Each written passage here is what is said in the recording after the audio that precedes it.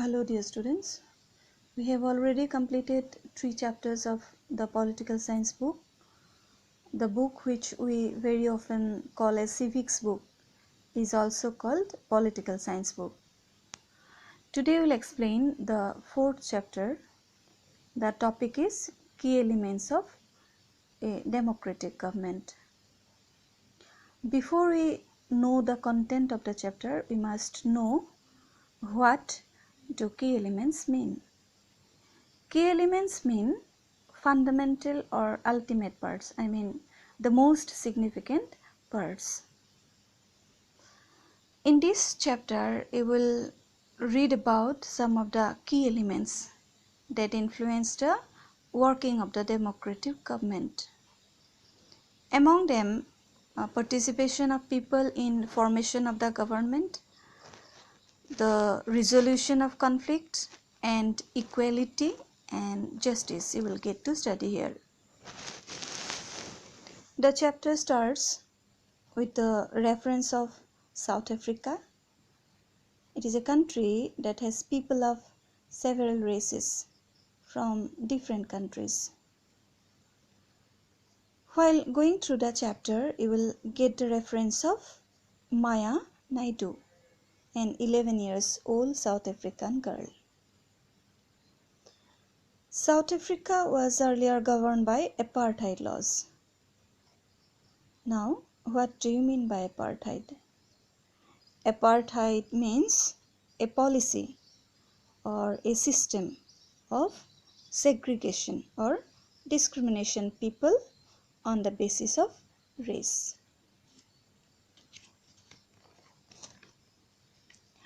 South Africa people were divided into white, black, Indian and colored races. According to the law of South Africa, these people were not allowed to mix up with each other. They were not allowed to live near each other or even to use common facilities. When the girl Maya heard about the law of apartheid from her mother for the first time, she couldn't believe her ears. Her mother told Maya that in those days in South Africa, hospitals and ambulances were separate. An ambulance that white people used was well equipped and with better facilities than the one meant for the black people. There are also separate trains and buses for black and white. Even the bus stops were also different for black and white people. Non-whites were not allowed to vote, means those who were black, they were not allowed to vote. And also the best part of the country was reserved for the white people. And non-whites or the black, they had to live in the worst available land. Thus, black and white people were not considered to be equal. Being tortured by the law of apartheid, the blacks protested against it. Hector Nudlov was one of them.